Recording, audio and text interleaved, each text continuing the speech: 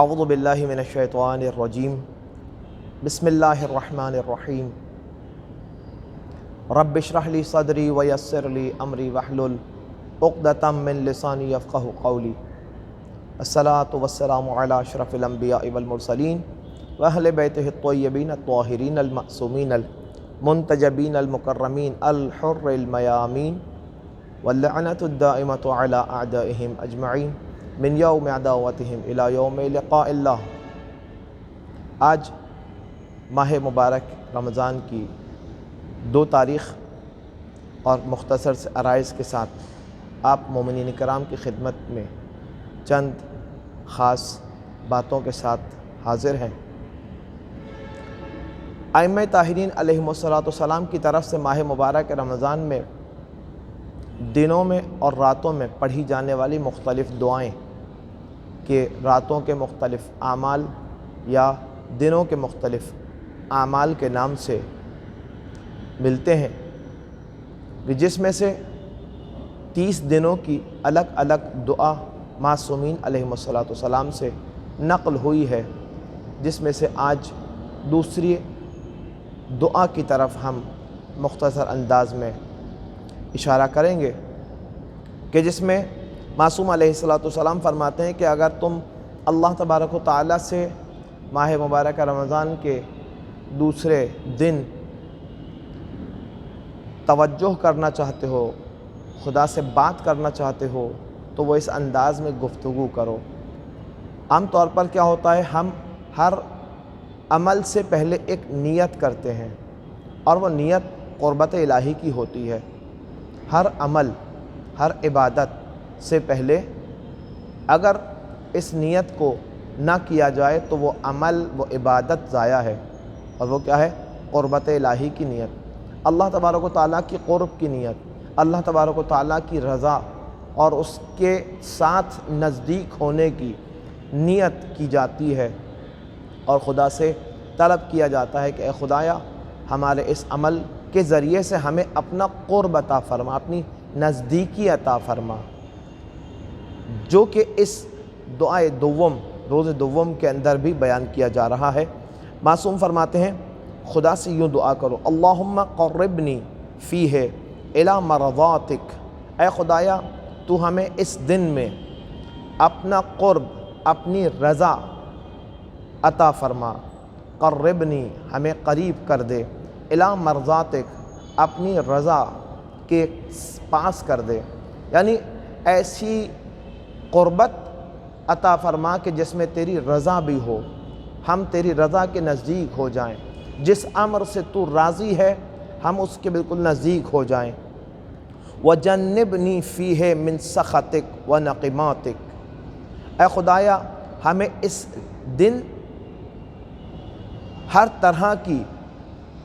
اپنی ناراضگی سے اور اپنے عذاب سے محفوظ کر دے،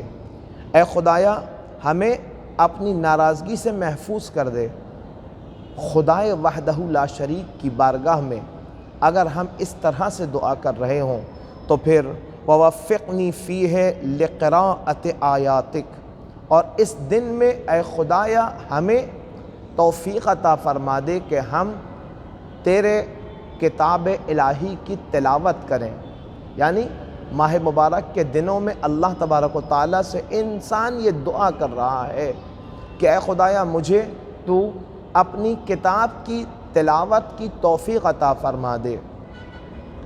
یا ارحم الراحمین، برحمتک یا ارحم الراحمین، اے خدا ہمیں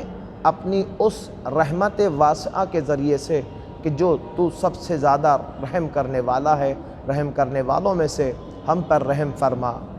حضرت رسول خدا صلی اللہ علیہ وآلہ وسلم حضرت رسول خدا صلی اللہ علیہ وآلہ وسلم کا ارشاد گرامی ہے کہ اگر کوئی شخص ماہ مبارک میں روزہ رکھتا ہے تو اس کو اس روزے کے ذریعے سے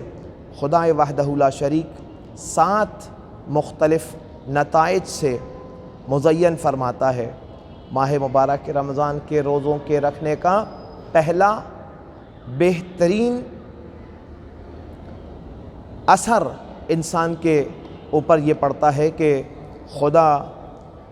اس کے بدن سے حرام وجود کو ختم کر دیتا ہے۔ جو اضافی گوشت حرام مال سے بنا ہوتا ہے یا حرام کاموں کے انجام دینے کے نتیجے میں مال کمایا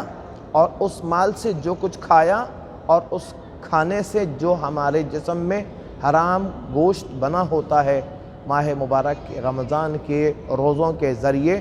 خدا اس حرام گوشت کو گھلا دیتا ہے۔ اور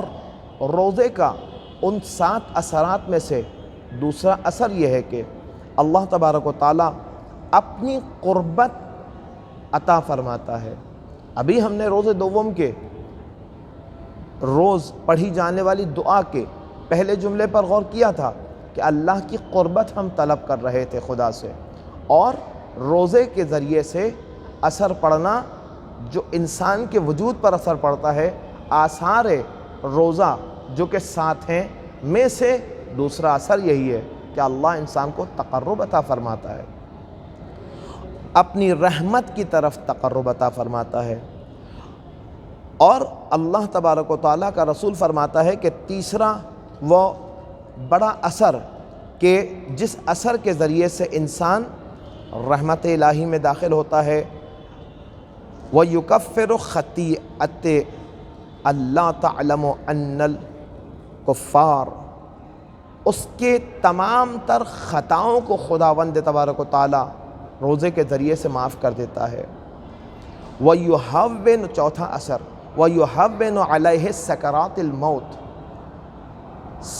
7 اثرات روزہ میں سے چوتھا اثر انسان کے اوپر یہ پڑتا ہے کہ خدا سکرات موت کے وقت کی سختی کو انسان پر سے محو کر دیتا ہے، ختم کر دیتا ہے۔ انسان کی موت، ہر انسان کے لیے موت سخت ہے، لیکن روزے دار اگر جب روزہ اس تمام معنی کے ساتھ رکھے جیسا خدا ہم سے روزہ چاہتا ہے، تو خدا وحدہ لا شریک اس روزے کے اثرات میں سے چوتھا اثر یہ عنایت فرماتا ہے کہ خدا اس کی موت کو آسان کر دیتا ہے، سکرات موت کو برطرف کر دیتا ہے۔ آمنہ اللہ من جوع والعطش یوم القیامہ، روز قیامت میں سب لوگ عام طور پر پیاس اور بھوک کی شدت کو محسوس کریں گے، ایسی شدت کہ جس سے انسان بھوک اور پیاس سے تڑپ اٹھے گا، الا روزے دار۔ روزے دار وہ ہوگا کہ جسے خدا امان دے دے گا روز قیامت کی بھوک اور پیاس سے۔ وَبَرَاءَةٌ، چھٹی وہ علامت اور چھٹے وہ ثواب یا چھٹا وہ اثر روزہ 7 میں سے کہ جو انسان کو عطا ہوگا روزے دار کو، براءۃ من النار، روز قیامت کی اس آگ سے خدا بچا لے گا۔ وَعَطَعَهُ اللَّهُ مِن طَيِّبَاتِ الْجَنَّةِ، اللہ تبارک و تعالیٰ روزے دار کو 7واں وہ اثر مثبت روزے کا عطا فرمائے گا کہ جو جنت کی تمام نعمتوں سے مزین فرمائے گا۔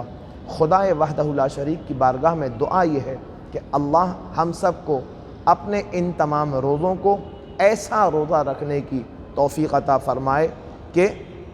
ان آثار ہفتگانہ 7 طرح کے آثار روزہ ہم سب حاصل کر سکیں، جنہیں رسول خدا صلی اللہ علیہ وآلہ وسلم، کائنات کی بزرگ ترین ہستی، کائنات کی عظیم ترین ہستی، کائنات کی عظیم ترین زبان، وہ زبان مقدس کہ جس زبان مقدس کے ارشادات کے بارے میں اللہ تبارک و تعالیٰ ارشاد فرماتا ہے کہ وَمَا يَنْطِقُ عَنِ الْهَوَىٰ إِنْ هُوَ إِلَّا وَحْيٌ يُوحَىٰ إِلَيْهِ، یہ وہ زبان ہے، یہ وہ زبان ہے کہ جو اپنی ہوائے نفس سے، یہ وہ ذات ہے رسول خدا کی ذات کہ جو اپنی ہوائے نفس سے کچھ بھی ارشاد نہیں فرماتے مگر یہ کہ ہم ان پر جب وحی نازل کرتے ہیں، ان ہوا الا وحی یوحیٰ الیہ، تو ہم